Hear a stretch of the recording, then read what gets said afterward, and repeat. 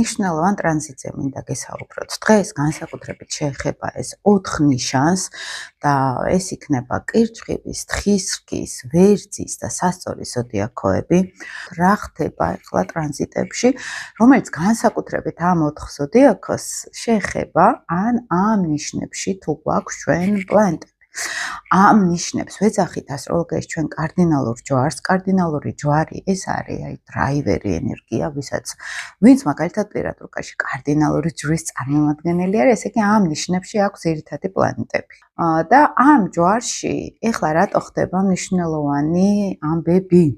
იმიტომ რომ სატურნი და სამყაროში ეს სატურნული ენერგია ჩვენ ასტროლოგიურ სამყაროში ეს არის შეზღუდვები, ეს არის პასუხისგებლობის გრძნობა, ეს არის შეფერხება, მაგრამ ამავე დროს დისციპლინა, შედეგები, მაგალითად, რაღაც ისეთი, რაც დროს ვერ უძლებს, ან პირიქით, რაც დროში არის გაწერილი, ეს ყველაფერი სატურნთან არის დაკავშირებული. სატურნი გადადის უკვე მალე ძალიან ვერძის ზოდიაქოში უკვე საბოლოოდ, განსაკუთრებით ნეგატიურ ასპექტს ქმნის კარდინალური ჯვრების წარმომადგენლებისთვის. და ამავე დროს ნეპტუნიც გადადის ვერძის ზოდიაქოში და ეს ფაქტიურად თან მნიშვნელოვანი კომბინაცია არის, იმიტომ რომ თევზების ზონაში რო იყო სატურნიც და ნეპტუნიც, ეს არის 12 ზოდიაქოს ბოლო ციკლი.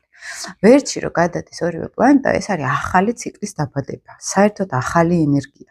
ვერძი თლიანად ახალი ენერგეტიკა არის, ეს არის ის გზა, რომელიც ჯერ არ გაუვლი არავის და აი ამ ენერგიასთან გვექნება ამ წელს განსაკუთრებით 2026 წელს და შემდეგ წლებშიც შეხება, განსაკუთრებით 2 წელნახევარი, როცა სატურნი იქნება ვერძის ზოდიაქოში, ეს ყველაფერს აჩქარებს, ყველაფერს რაღაც თავისებურ ენერგეტიკულ ხიბლს მისცემს, რომ ყველაფერი უნდა შეიცვალოს რადიკალურად, ის გზები უნდა ავირჩიოთ, რაც აქამდე არ გამოგვიყენებია.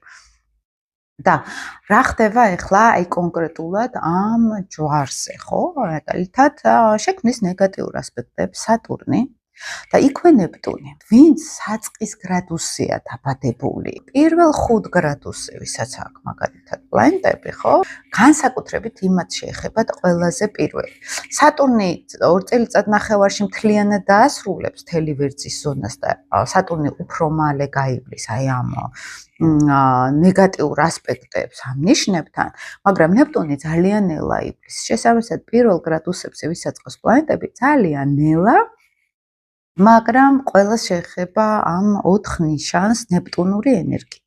ვიღაცისთვის იქნება ცოტა პრობლემური, ვიღაცისთვის შეიძლება პრობლემების გადაჭრის გზები იყოს, მაგალითად, ოღონდ სატურნი გვეუბნება აქ, რომ რაც ხანგრძლივი იყო.